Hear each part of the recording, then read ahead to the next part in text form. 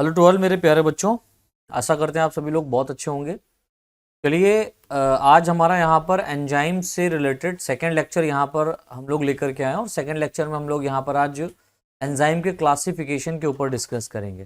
तो एंजाइम का वर्गीकरण क्या है, एंजाइम का वर्गीकरण कैसा होता है उसके बारे में समझेंगे। तो हेडिंग डाल दीजिए फटाफट, classification of enzyme. Classification of enzyme. Classification of enzyme. तो एंजाइम का क्लासिफिकेशन कैसा है, वर्गीकरण कैसा है, इसके बारे में समझेंगे। तो लिखें IUB। IUB एक कोड है, लाइक इसका फुल फॉर्म है international international union of bio chemistry. International union of biochemistry, right. IUB international union of biochemistry के अकॉर्डिंग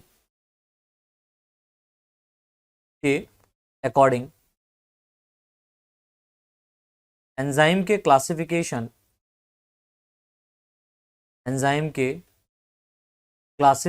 को इनकी रिएक्शन एंजाइम के क्लासिफिकेशन को इनकी रिएक्शन स्पेसिसिटी इनकी रिएक्शन स्पेसिसिटी यानी कि इनकी रिएक्शन किस तरीके की हो रही है उसके आधार पर, ठीक है, स्पेसिसिटी के आधार पर इन्हें रिएक्शन स्पेसिफिसिटी के आधार पर इन्हें 6 कैटेगरीज में 6 कैटेगरीज में डिवाइड किया गया है। डिवाइड किया गया है। तो पहला जो यहां पर कैटेगरी दिया गया उसको हम लोग बोलते हैं ऑक्सीडो रिडक्टेज। Oxido reductase. दूसरा यहां पर है हाइड्रोलेज। तीसरा है ऑक्सीडो रिडक्टेज पहला, हाइड्रोलेज दूसरा, और तीसरा है ट्रांसफरेज।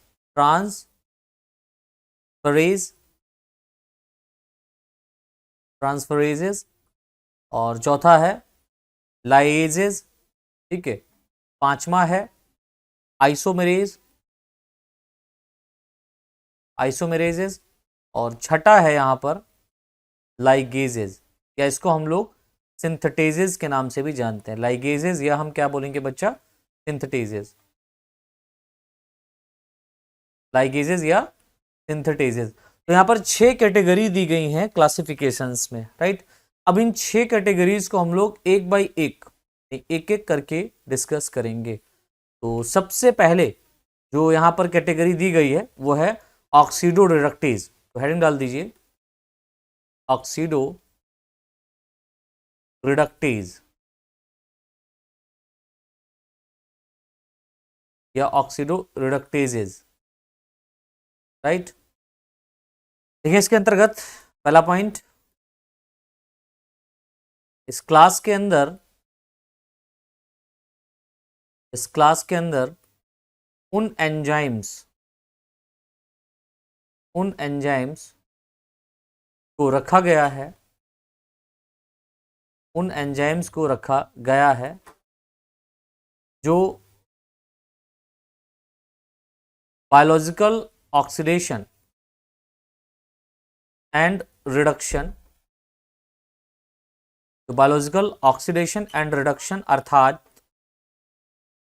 अर्थात रेस्पिरेशन एंड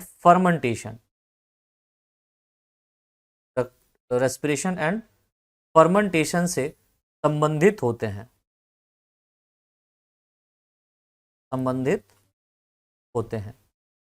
आगे नई लाइन से लिख लीजिए, इन्हें कई क्लासेस में क्लासिफाइड कई क्लासेस में क्लासिफाइड किया गया है, राइट। इन्हें कई क्लासेस में क्लासिफाइड किया गया है। अब जो क्लासेस यहाँ पर दी गई हैं ऑक्सीडो रिडक्टेज की, है ना, रिडक्टेजेस की, ये जो एक हम ये कह सकते हैं कैटेगरी है एंजाइम्स को यहाँ पर रखने की, पहली कैटेगरी है, इसके अंदर कई एंजाइम्स को रखा गया है, राइट। तो पहली जो यहाँ पर है उसको हम लोग देख लेते हैं। तो पहला है डिहाइड्रोजिनेजेस। डिहाइड्रोजिनेजेस, तो जो डिहाइड्रोजिनेजेस है ये एक ऑक्सीडो रिडक्टेजेस एंजाइम की कैटेगरी के अंतर्गत रखा जाता है। इसका क्या बेनिफिट है या क्या खास बात है उसके बारे में लिख लीजिए। देखें, यह उन रिएक्शंस को बूस्ट करता है, यानी कि बूस्टअप करता है, या उन रिएक्शन को बूस्टअप करता है, यानी कि उत्प्रेरित करता है, यह उन रिएक्शन को बूस्टअप करता है जिनमें इलेक्ट्रॉन ट्रांसपोर्ट ETS, जिनमें इलेक्ट्रॉन ट्रांसपोर्ट सिस्टम के साथ साथ, यानी कि इलेक्ट्रॉन ट्रांसपोर्ट के साथ साथ हाइड्रोजन एटम भी, इलेक्ट्रॉन ट्रांसपोर्ट के साथ साथ हाइड्रोजन एटम भी क्या किए जाते हैं, ट्रांसपोर्ट होते हैं, ठीक है। तो ये उन रिएक्शंस को मेनली क्या करता है, बूस्ट करता है, जिनमें ETS, that means electron transport system, यानी कि ये इलेक्ट्रॉन ट्रांसपोर्ट सिस्टम एक प्रोसेस है, हम एक्चुअल में ET कहें तो ज़्यादा बेस्ट है। इलेक्ट्रॉन ट्रांसपोर्ट के साथ साथ क्या होता है, हाइड्रोजन एटम भी ट्रांसपोर्ट किए जाते हैं। इलेक्ट्रॉन ट्रांसपोर्ट के साथ साथ हाइड्रोजन एटम भी क्या किया जाता है, ट्रांसपोर्ट किए जाते हैं, उनके अंदर या उनमें ये एंजाइम यूज होते हैं। अब ये जो डिहाइड्रोजिनेसिस एंजाइम्स हैं ये अधिकतर आपको कहाँ मिलेगा, तो हम देख लेंगे कि अधिकतर ये हमको लीवर में पाए जाने वाले एंजाइम्स, यानी जितने भी लीवर में एंजाइम्स पाए जाते हैं वो सारे के सारे डिहाइड्रोजिनेसेस होते हैं। तो लिख लेते हैं, फॉर एग्जांपल ये आपको कहाँ मिलेंगे, अधिकतर लीवर में मिलेंगे। तो लिख लीजिए, लीवर में पाए जाने वाले एंजाइम्स, ठीक है। तो लीवर में जो एंजाइम्स पाए जा रहे हैं उनमें क्या है, आपको ये मिलेगा क्या, या डिहाइड्रोजिनेसिस एंजाइम्स यहाँ पर पाए जाते हैं। फॉर एग्जांपल जैसे कि लीवर में पाए जाने वाले एंजाइम्स क्या हैं, जैसे अल्कोहल डिहाइड्रोजिनेसेस, ठीक है, अल्कोहल डिहाइड्रोजिनेसेस, और ग्लूटामिक डिहाइड्रोजिनेसेस, ग्लूटामिक डिहाइड्रोजिनेसेस या डिहाइड्रोजिनेज, राइट, ग्लूटामिक डिहाइड्रोजिनेज और अल्कोहल डिहाइड्रोजिनेज। ये आपके जो दो मुख्य रूप से यहाँ पर एंजाइम्स पाए जाने हैं, लीवर के अंतर्गत ये एंजाइम पाए जाते हैं। इनका मेन ये जो मेन एंजाइम्स होते हैं इनका ये एक्चुअल में क्या कहलाते हैं, डिहाइड्रोजिनेजेस कहलाते हैं, जो कि एक ऑक्सी रिडक्टेजेस एंजाइम की कैटेगरी, ऑक्सी रिडक्टेजेस कैटेगरी के अंतर्गत इन एंजाइम्स को रखा गया है। दूसरी अगर हम लोग कैटेगरी की बात करें, सेकेंड सब क्लास की बात करें यहाँ पर डिहाइड्रोजिनेज की, ठीक है, लाइक ऑक्सी रिडक्टेज की, सॉरी डिहाइड्रोजिनेजेस की नहीं, ऑक्सी रिडक्टेजेस की सेकेंड बात करें तो यहाँ पर आपका एक और आता है जिसको हम लोग बोलते हैं ऑक्सीडेजेज, ठीक है, ऑक्सीडेजेज। अब ये ऑक्सीडेजेज क्या होते हैं भाई, तो लिख लें, यह वह एंजाइम्स होते हैं, जिनमें मॉलिक्यूलर ऑक्सीजन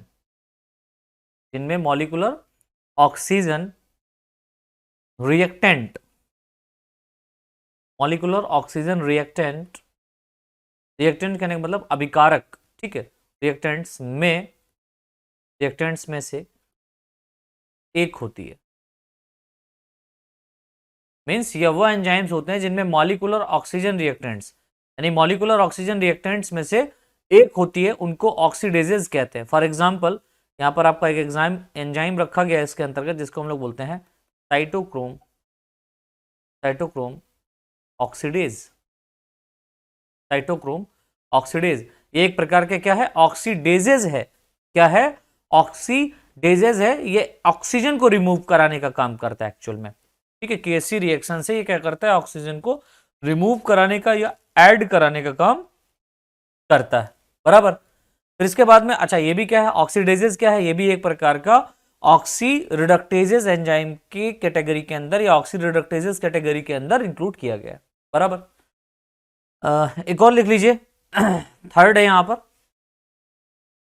थर्ड है परऑक्सीडेजेस। परऑक्सीडेजेस, परऑक्सीडेजेस क्या होते हैं, लिखें, यह एंजाइम्स, यह एंजाइम्स मुख्यतः हाइड्रोजन परऑक्साइड, जैसे कि नाम से ही पता चल रहा है परऑक्सीडेज है ना, तो H2O2 हाइड्रोजन परऑक्साइड को ऑक्सीडेंट, ऑक्सीडेंट के रूप में, ऑक्सीडेंट कहने का मतलब ऑक्सीकरण हम कह सकते हैं, ऑक्सीडेशन, राइट, ऑक्सीडेंट के रूप में, ऑक्सीडेशन के रूप में यूज करते हैं, यूज करते हैं।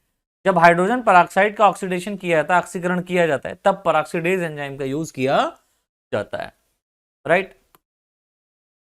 फोर्थ है आपका ऑक्सीजिनेजेस, ऑक्सीजिनेजेस, ऑक्सीजिनेजेस क्या होते हैं, लिख लें, यह एंजाइम्स, यह एंजाइम्स किसी सबस्ट्रेट क्रियाधार, किसी सबस्ट्रेट या एंजाइम्स किसी सबस्ट्रेट में डबल बॉन्ड, या एंजाइम्स किसी सबस्ट्रेट क्रियाधार में डबल बॉन्ड के स्थान पर, प्लेस पर ऑक्सीजन को, ऑक्सीजन को प्रवेश देते हैं या इंटर देते हैं, इंटर कराते हैं, प्रवेश देते हैं, ठीक है। तो ऑक्सीजनेजेस क्या करते हैं, ये जो कोई भी सबस्ट्रेट है या कोई भी केमिकल है या रिएक्शन होने वाली है, उसमें जो डबल बॉन्ड पाया जा रहा है वहां पर ऑक्सीजन को क्या करता है, ये ऐड कराता है और वहां से एक डबल बॉन्ड को रिमूव करा देता है, राइट। तो ये कुछ एंजाइम्स हैं जो ऑक्सी रिडक्टेजेस कैटेगरी के अंतर्गत रखे गए हैं। दूसरा जो कैटेगरी एंजाइम का दिया गया बच्चा, वो क्या है, हाइड्रोलेजेस। सेकेंड जो कैटेगरी है वो क्या है, हाइड्रोलेजेस,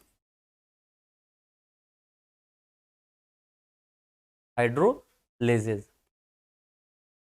अभी हाइड्रोलेजेस क्या होते हैं भाई, हाइड्रोलेजेस कैटेगरी के अंतर्गत कैसे एंजाइम्स रखे गए, तो लिख लो, यह एंजाइम्स, यह एंजाइम्स हाइड्रोलिसिस की रिएक्शंस में, हाइड्रोलिसिस की रिएक्शंस को बूस्ट अप करते हैं, हाइड्रोलिसिस की रिएक्शंस को बूस्ट अप करते हैं,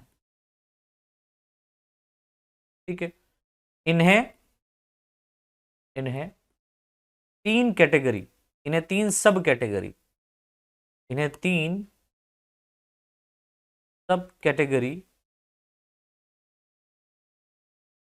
में डिवाइड किया गया है, इन्हें तीन सब कैटेगरी में डिवाइड किया गया है। नंबर एक, नंबर एक आपका है प्रोटीएजेस, नंबर एक है आपका प्रोटीएजेस, नंबर दो है आपका एस्टरेजेस, और नंबर तीन है आपका कार्बोहाइड्रेजेस,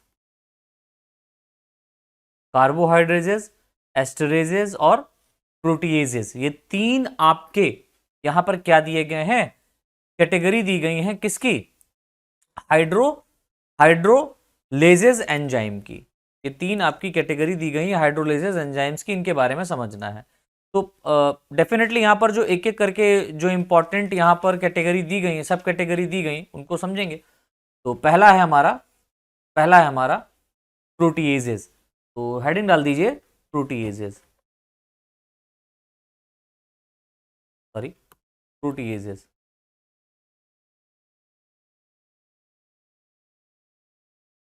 अब जो प्रोटीएजेस है ये कैसे होते हैं, तो लिखें, यह एंजाइम, यह एंजाइम मुख्यतः प्रोटीन और पेप्टाइड्स के, या एंजाइम्स मुख्यतः प्रोटीन और पेप्टाइड्स के पेप्टाइड बॉन्ड्स पर रिएक्शन करते हैं।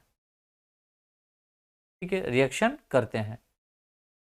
लाइन से लिखें, यह दो प्रकार के, ये भी दो प्रकार के होते हैं, या दो प्रकार के होते हैं। या कितने प्रकार के होते हैं? दो प्रकार के। फर्स्ट जो आपका होता है उसको हम लोग बोलते हैं पेप्टाइडेजेस, और सेकंड जो आपका यहां पर है उसको हम लोग बोलते हैं प्रोटीनेजेस।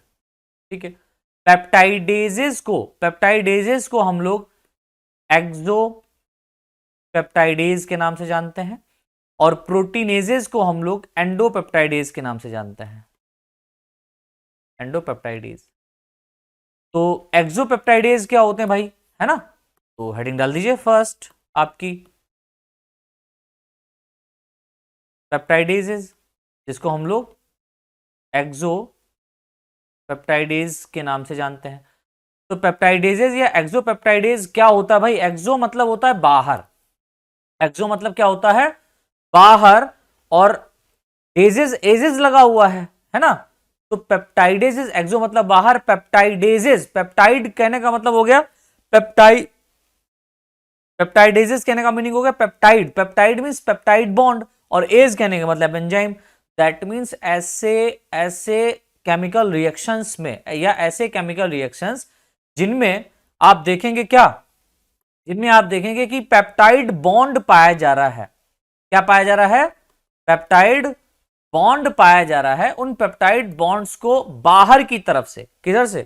बाहर। मान लो यहां पर ये प्रोटीन्स पाए जा रहे हैं, और प्रोटीन्स में ये पेप्टाइड बॉन्ड पाया जा रहा है। तो अगर इस प्रोटीन चेन को एंजाइम बाहर से कट करता है, साइड चेन से कट करता है, तो यहां पर जो एंजाइम यूज हुआ वो एक्सोपेप्टाइडेज होगा। ठीक है, अगर ये मान लो कि यहां से बीच से कट करे, तो ये एंडोपेप्टाइडेज होगा। दैट मींस प्रोटीनेजेस होगा। पेप्टाइडेजेस मतलब बाहर से कट कर रहा है, और प्रोटीनेजेस मतलब यहां पर हमेशा अंदर से पेप्टाइड बॉन्ड को कट किया जाएगा प्रोटीन चेन में। ठीक है, तो पेप्टाइडेजेस या एक्सोपेप्टाइडेज क्या होते हैं, है ना? तो लिख लीजिए भाई इनके अंतर्गत, बहुत इंपॉर्टेंट है। तो पेप्टाइडेजेस क्या है? पहला पॉइंट लिखें, यह एंजाइम्स स्वतंत्र अमीनो, ठीक है, यह एंजाइम्स फ्री अमीनो ग्रुप या कार्बोक्सिल ग्रुप, या एंजाइम्स फ्री अमीनो ग्रुप व या कार्बोक्सिल ग्रुप के पास पाए जाने वाले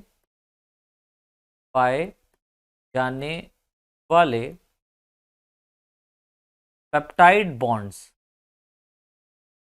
पर रिएक्शन करते हैं। तो पहली बात आप समझ गए कि भाई ये एंजाइम्स कहाँ काम कर रहे हैं, राइट? तो ये एंजाइम्स पेप्टाइड बॉन्ड के पास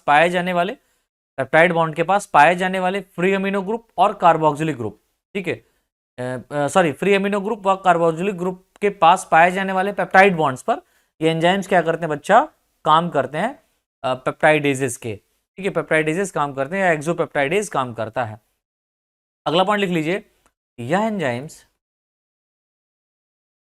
एंजाइम्स मुख्यतः मेनली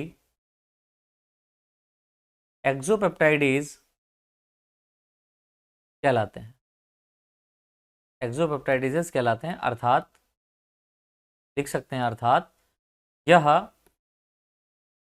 पेप्टाइड बॉन्ड को, अर्थात यह किसी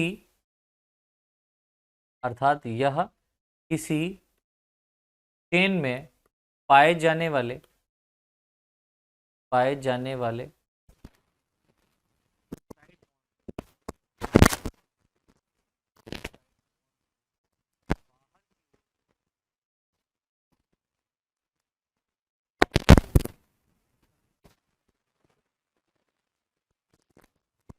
पेप्टाइडेज कहते हैं। जैसे हम एग्जाम्पल बतौर बात करें, फॉर एग्जाम्पल, तो आप यहाँ पर कार्बोक्सी पेप्टाइडेज की बात कर सकते हैं, कार्बोक्सी पेप्टाइडेज, राइट। आप अमीनो पेप्टाइडेज की बात कर सकते हैं, अमीनो पेप्टाइडेज, अमीनो ग्रुप के बीच में बॉन्ड्स को तोड़ता है। नेक्स्ट है आपका, एक और है डाई पेप्टाइडेज, तो पेप्टाइड बॉन्ड्स कहाँ पर पाए जा रहे हैं उनको तोड़ता है। तो 3 यहाँ पर आपके पेप्टाइडेज के अंतर, पेप्टाइडेजेस के अंतर्गत 3 एंजाइम्स मेनली रखे गए हैं, और ये पेप्टाइडेजेस प्रोटीएजेस के अंतर्गत रखा गया है। और प्रोटीएजेस जो है वो आपकी एक कैटेगरी है, सेकेंड कैटेगरी है, हाइड्रोलेजेस इसके अंतर्गत रखा गया है। ठीक है, अब सेकेंड बात कर लेते हैं। पहली बात तो हम लोगों ने कर ली पेप्टाइडेजेस, दूसरी बात क्या होगी, प्रोटीनेजेस। प्रोटीनेजेस तो बी हेडिंग पड़ जाएगी या सेकेंड हेडिंग पड़ जाएगी हमारी प्रोटीनेजेस।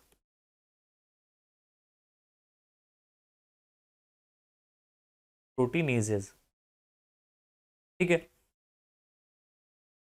प्रोटीनेजेस कैसे होते हैं भाई, इनके बारे में लिख लें, लिखें, यह एंजाइम्स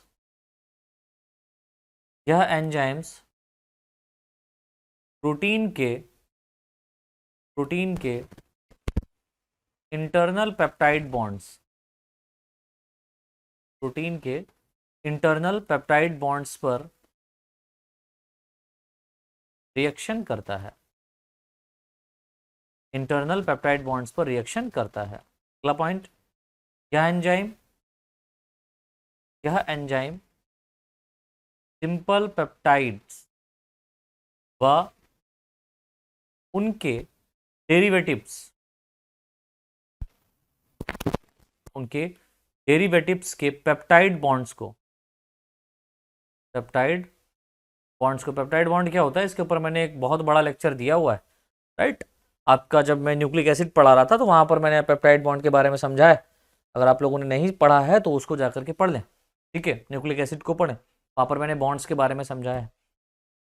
लास्ट 3rd या 4th लेक्चर है शायद, चलेगा। डिवाइड करने में सॉरी, सिंपल पेप्टाइड्स व उनके डेरिवेटिव्स के पेप्टाइड बॉन्ड्स को डिवाइड करने के लिए समर्थ होता है, दैट मीन्स ये उसको डिवाइड कर सकता है, समर्थ होते हैं, ठीक है। अगला पॉइंट, यह एंजाइम्स मुख्यतः एंडोपेप्टाइडेज कहलाते हैं। क्या एंजाइम्स मुख्यतः क्या कहलाते हैं, एंडोपेप्टाइजेज कहलाते हैं। अर्थात यह पेप्टाइड चैन या किसी चैन की, या अर्थात यह पेप्टाइड चैन को इंटरनली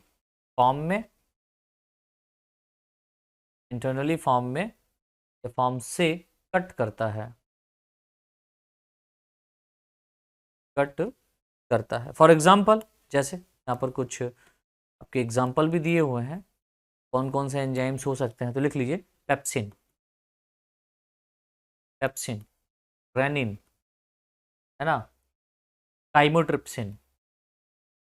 सर आपने सही कहा था, मैंने आप लोगों को क्लासिफिकेशन यहाँ पर पढ़ा रहा हूँ, नॉमेनक्लेचर पढ़ाया तो मैंने बताया था ना कि जरूरी नहीं एज होना चाहिए। पहला लेक्चर देखिए, एज होना चाहिए, पहला लेक्चर आप लोगों ने देखा होगा तो पता चला होगा कि पेप्सिन, रेनिन, काइमोट्रिप्सिन ये क्यों कहा जा रहा है, ये लेक्चर दिया हुआ है ना। काइमोट्रिप्सिन, ट्रिप्सिन एंड प्लाज्मिन आदि, ये सब एंजाइम्स कहाँ रखे गए हैं, प्रोटीनेजेस के अंतर्गत रखे गए हैं।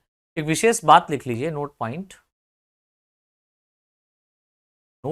लिख लीजिए, कि आप सभी के लिए बहुत बहुत बेनिफिट है, लिख लें, कैथेप्सिन एंजाइम है, कैथेप्सिन एक इंट्रासेलुलर प्रोटीनेजेस है, यानी कि एक प्रकार का एंजाइम है ना, जो अधिकांश रूप में एनिमल टिश्यू, जो अधिकांश रूप में एनिमल टिश्यू के अंदर पाया जाता है। मीन्स टिश्यूज कहने का मीनिंग ही हो गया सेल के अंदर, ठीक है। अधिकांश रूप से एनिमल सेल के अंदर पाया जाता है, राइट, टिश्यूज में पाया जाता है। जो कि अब ये टिश्यू कहाँ के हैं, जो कि लीवर, किडनी, ठीक है, व स्प्लीन, प्लीहा जिसको कहते हैं, blood bank of the body. Spleen में, blood bank of the body इसलिए कह रहे हैं क्योंकि इसमें बहुत ज़्यादा ब्लड भरा रहता है इमरजेंसी फॉर्म में, मोस्ट ऑफ फॉर्म में पाए जाते हैं, ये खास बात आप याद रखिएगा। टिश्यू के अंदर आपको मिलते हैं। और पेप्सिन, काइमोट्रिप्सिन, ट्रिप्सिन, प्लाज्मिन, ये सब आपको कहाँ मिल रहा है, स्टमक के अंदर मिल रहा है, ठीक है। कहाँ मिल रहा है, स्टमक के अंदर। और ये टिश्यू के अंदर पाया जा रहा है कौन, कैथेप्सिन। कैथेप्सिन एक प्रकार का ऐसा एंजाइम होता है जो कि मुख्य रूप से एनिमल टिश्यू के अंदर पाया जाता है। और ये एनिमल टिश्यू मेनली कहाँ के होंगे, लिवर के होंगे, किडनी के होंगे और स्प्लीन के होंगे, बराबर। स्प्लीन कहने का मतलब, स्प्लीन कहने का मीनिंग होगा क्या, blood bank of the body, ठीक है। तो हम लोग शमशान घाट भी कहते हैं आरबीसी का, क्योंकि जो आरबीसी डैमेज हो जाती है 120 दिन के बाद में, उसको यहीं पर ले जाया जाता है, तोड़ा जाता है स्प्लीन के अंदर, राइट। ये तो बात कुछ जनरल है। चलिए, इसके बाद में हमारा जो थर्ड कैटेगरी है, तीसरी जो कैटेगरी है वो है एस्टरीज।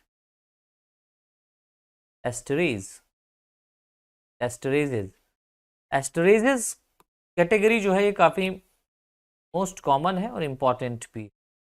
लिख लें इसके अंतर्गत, यह एंजाइम्स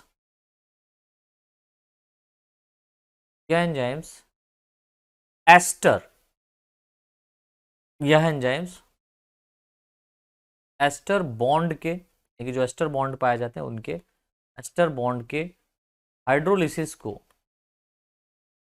एस्टर बॉन्ड के हाइड्रोलिसिस को बूस्ट अप करते हैं।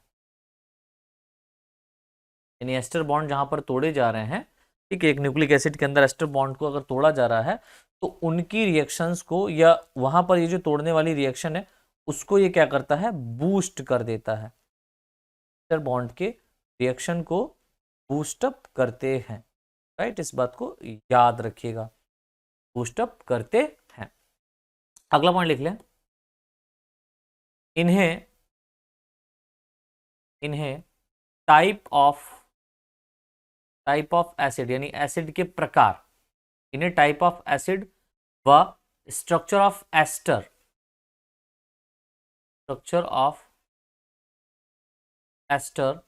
बनाने वाले, अल्कोहल्स के प्रकार, के आधार पर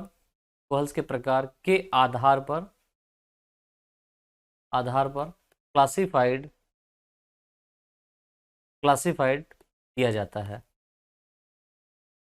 किया जाता है, जैसे फॉर एग्जाम्पल, एग्जाम्पल्स यहाँ पर खाली समझने हैं। फॉर एग्जाम्पल सिंपल, यानी सिंपल टाइप के एस्टरेजेस, सिंपल एस्टरेज है ना, कॉमा, दूसरा है ट्रू लाइपेज, थर्ड है फास्फेटेज, है ना, फोर्थ है पायरोफास्फेटेज, नेक्स्ट है न्यूक्लियेजेस या न्यूक्लियेज, नेक्स्ट है कार्बोहाइड्रेज अगेन दो कैटेगरी में है, एक है ग्लाइकोसाइडेज और दूसरा है पॉलीसैकेराइड्स, ठीक है, दूसरा है पॉलीसैकेराइड्स।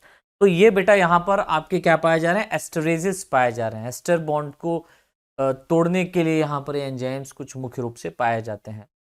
इसके बाद में थर्ड कैटेगरी की अगर हम लोग बात करें, ठीक है, थर्ड नहीं, एक्चुअल में ये बी कैटेगरी था, ठीक है, बी था, ऑप्शन बी था, सॉरी, ये थोड़ा सा सही कर लीजिएगा, क्योंकि यहाँ पर हम लोग प्रोटीनेजेस पढ़ रहे हैं, और सॉरी प्रोटीनेजेस नहीं, बल्कि हम लोग यहाँ पर एक तरीके से देखा जाए तो प्रोटीएजेस पढ़ रहे हैं। और प्रोटीएजेस में मैंने आपको पेप्टाइडेज और प्रोटीनेज के बारे में बताया। और यहाँ पर हमने देखा क्या, हाइड्रोलेजेस। तो सेकेंड हमारा जो था वो हाइड्रोलेजेस था, जिसमें पहला हमारा था प्रोटीनेजेस, दूसरा हमारा था एस्टरेजेस, और तीसरा हमारा है कार्बोहाइड्रेजेस। ठीक है, तो पहला हम लोगों ने देख लिया प्रोटीनेजेस, ये इंपॉर्टेंट था, हमने देख लिया। सेकेंड हमारा है एस्टरेजेस, वो हम लोगों ने देख लिए, राइट, सेकेंड हम लोगों ने देख लिया। थर्ड हमारा कार्बोहाइड्रेजेस है, ये काफी इंपॉर्टेंट है। ये कार्बोहाइड्रेजेस दैट मीन्स कार्बोहाइड्रेट्स को ये क्या करता है, डिवाइड करता है। ठीक है, कार्बोहाइड्रेट के बॉन्ड्स को ये स्पेशली तोड़ता है। अब इसके बाद में अगर आप यहाँ पर देखें तो नेक्स्ट जो हमारा यहाँ पर थर्ड कैटेगरी है एंजाइम का, वो है ट्रांसफरेजेस। सेकेंड हमारा था हाइड्रोलिसिस और थर्ड हमारा है ट्रांसफरेजेस। ट्रांसफरेजेस ट्रांसफरेजेस क्या होते हैं, तो लिख लें, यह ट्रांसफरेजेस कैटेगरी एंजाइम की किस प्रकार की, तो लिखे इसमें, यह एंजाइम्स मुख्यतः, जल्दी लिख लें, यह एंजाइम्स मुख्यतः एक सब्सटेंस, एक पदार्थ, एक पदार्थ से दूसरे पदार्थ, एक सब्सटेंस से दूसरे सब्सटेंस तक किसी ग्रुप के ट्रांसफर को, यानी एक सब्सटेंस से दूसरे सब्सटेंस तक किसी ग्रुप को ट्रांसफर किया जा रहा है या तोड़ा जा रहा है, तो उसको बूस्टअप करता है। ठीक है, ट्रांसफर को बूस्टअप करते हैं, बूस्टअप करते हैं। फॉर एग्जांपल, जैसे यह ग्रुप्स ग्लाइकोसाइल, जैसे यह group glycosyl comma acyl comma amino आदि हो सकते हैं, आदि हो सकते हैं, राइट, आदि हो सकते हैं। जैसे जैसे तो एग्जाम्पल हो गया, जैसे हमने क्या देखा, ग्लाइकोसाइल, जैसे ग्लाइकोसाइल के लिए, जैसे ग्लाइकोसाइल के लिए glycosyl transferases, glycosyl transferases, glycosyl transferase that means phosphorylase enzyme या फास्फोराइलेज। ठीक है, कॉमा एसाइल के लिए, एसाइल के लिए या एसिल के लिए एसिल ट्रांसफरेज, एसिल ट्रांसफरेज, व अमीनो के लिए अमीनो ट्रांसफरेज, या इसको हम लोग ट्रांसमिनेज भी कहते हैं। ठीक है, अमीनो ट्रांसफरेज को ट्रांसमिनेज भी कहा जाता है, इस बात को याद रखिएगा। ट्रांसमिनेजेस होते हैं, होते, ये तो हमारी थर्ड कैटेगरी होगी। इसके बाद में हमारी जो फोर्थ कैटेगरी है उसको हम लोग बोल रहे हैं लाइएजेज, लाइएजेज, लाइजेज। ये क्या होते हैं, तो लिख लो, यह एंजाइम्स, यह एंजाइम्स सबस्ट्रेट यानी कि क्रियाधार, यह एंजाइम्स सबस्ट्रेट क्रियाधार के हाइड्रोलिसिस, ये कोई सबस्ट्रेट है उसको देख करके उसको तोड़ेगा, हाइड्रोलिसिस के अलावा।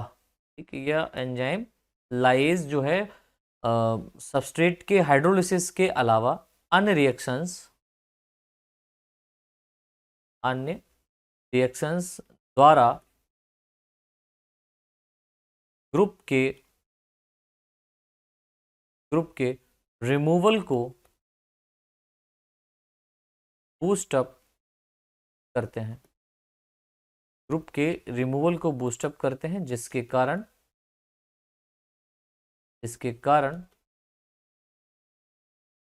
डबल बॉन्ड्स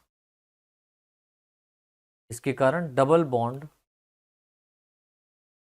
प्रोड्यूस हो जाता है, इसके कारण डबल बॉन्ड प्रोड्यूस हो जाता है। नेक्स्ट पॉइंट, यह एंजाइम्स मेनली कहाँ काम करेगा? Carbon carbon, carbon oxygen, carbon nitrogen, carbon sulphur bonds पर रिएक्ट करते हैं, कार्य करते हैं। जैसे फॉर एग्जांपल हाइड्रेजेस, या तो हम लोग कार्बॉक्स ऑक्सी लाइगेजेस या लाइजेस, कार्बॉक्स ऑक्सी लाइजेस, कार्बॉक्स ऑक्सीजन लाइजेस, तो कार्बॉक्स ऑक्सीजन लाइजेस पढ़ेंगे बेटा, ठीक है। दूसरा है आपका एल्डिहाइड लेजेस, एंड थर्ड है आपका डी कार्बोक्सी लेजेस आदि, ठीक है। ये आपके क्या है? लाइजेस हैं। एंड फिफ्थ आपकी जो कैटेगरी है उसको हम लोग बोलते हैं आइसोमेरेजेस। का मतलब ही समझ गए होगे, कोई रिएक्शंस को ये क्या करते हैं? आइसोमेरेज कर देते हैं। तो लिख लें,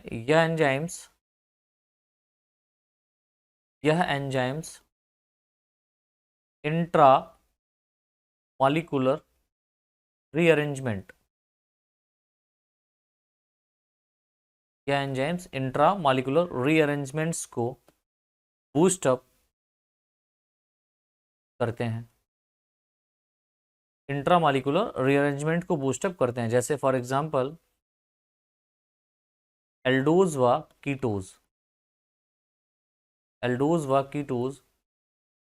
शुगर्स का इंटर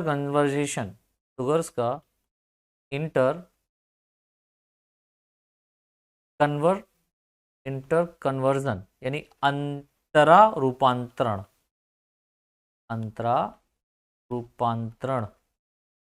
ठीक है, इंटर कन्वर्जन करते हैं शुगर पर। जैसे कि आपने एक बहुत कॉमन फॉर्म में देखा होगा कि जो ग्लूकोज, जब आप लोग ग्लाइकोलिसिस पढ़ते हैं, जो ग्लूकोज 6 फॉस्फेट होता है ना, ये इंटर कन्वर्जन हो जाता है किसमें? यहाँ पर एक एंजाइम भाग लेता है जिसको हम लोग फास्फोहेक्सोज आइसोमेरेज कहते हैं, है ना। आइसोमेरेज एंजाइम यहाँ पर यूज होता है, और उस आइसोमेरेज एंजाइम का क्या है? फास्फोहेक्सोज, ठीक है। फास्फोहेक्सोज आइसोमेरेज ये इंटर कन्वर्जन कर देगा किसमें? ये ग्लूकोज 6 फास्फेट को चेंज कर देगा फ्रक्टोज 6 फास्फेट में। कार्बन नंबर 6 पर तो यहां पर आप देखेंगे फास्फेट मॉलिक्यूल पाया जाएगा, इसीलिए फ्रक्टोज कह रहे हैं, और 6 फास्फेट यानी कार्बन नंबर 6 पर फास्फेट मॉलिक्यूल पाया जाता है। तो बस इसने क्या किया? ग्लूकोज 6 फास्फेट को चेंज कर दिया फ्रक्टोज 6 फास्फेट में। और ये फ्रक्टोज 6 फास्फेट किस में चेंज हो सकता है? ग्लूकोज 6 फास्फेट में भी चेंज हो सकता है। दैट मींस आइसोमर बना दिया इसने। तो कुछ ऐसे एंजाइम्स होते हैं जो आइसोमेरेजेस के रूप में काम करते हैं, वो उसको उन एंजाइम्स को 5th कैटेगरी के अंतर्गत रखा गया। अब यहां पर जो 6th कैटेगरी है, राइट, ये भी काफी इंपॉर्टेंट है, जिसको हम लोग लाइगेजेस या इसको हम लोग सिंथेटेजेस के नाम से जानते हैं। लाइगेज एंजाइम नाम सुना लग रहा होगा, सेल डिवीजन के अंतर्गत आपने देखा होगा क्रॉसिंग ओवर में जो यहाँ पर नॉन सिस्टर क्रोमेटिड्स होते हैं उनको कट किया जाता है, ठीक है। और नॉन सिस्टर क्रोमेटिड को कट करने के बाद आप क्या देखते हैं? आप देखते हैं कि वहां पर जो अलग अलग सिस्टर क्रोमेटिड्स होती हैं, ठीक है, उनको एक्सचेंज किया जाता है, और एक्सचेंज करने के बाद लाइगेज एंजाइम वहां पर जाता है, और वो लाइगेज एंजाइम क्या करता है? उन नॉन सिस्टर क्रोमेटिड्स को अलग अलग पार्ट पर, अलग अलग क्रोमोसोम्स के पार्ट पर, क्रोमेटिड पर जोड़ देता है। तो वो लाइगेज एंजाइम ही होता है। लाइगेज जोड़ने का काम करता है स्पेशली। तो लिख लो या एंजाइम्स कंडेंसेंस या कंडेंसेशन द्वारा दो ग्रुप्स को आपस में जोड़ने में या इसको सिंथेसिस करने में, जोड़ने में या सिंथेसिस करने में सहायक होते हैं, राइट। नेक्स्ट वन लिख लें, इन रिएक्शंस, इस रिएक्शंस में एटीपी, यानी कि जो रिएक्शन होगी इसमें एटीपी या कोई अन्य ट्राई फास्फेट, H3PO4 हम कह सकते हैं, ठीक है, कोई अन्य ट्राई फास्फेट आवश्यक होता है। अगला पॉइंट लिख लें, यह enzymes carbon oxygen, carbon sulphur, carbon nitrogen तथा carbon carbon oxygen, carbon sulphur, carbon nitrogen तथा कार्बन कार्बन बॉन्ड्स बनाने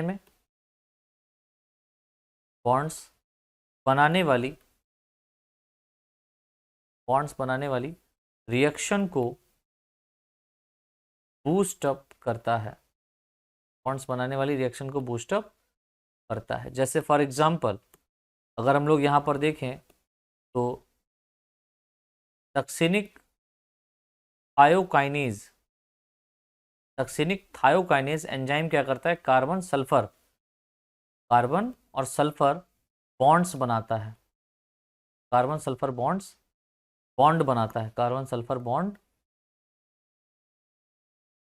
बनाता है, ठीक है, सक्सिनिक थायोकाइनेज। वहीं हम लोग बात करें ग्लूटामीन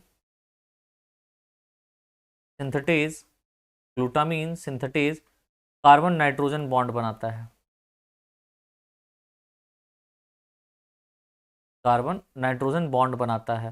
थर्ड हम लोग बात करें एसिटिल कोएंजाइम ए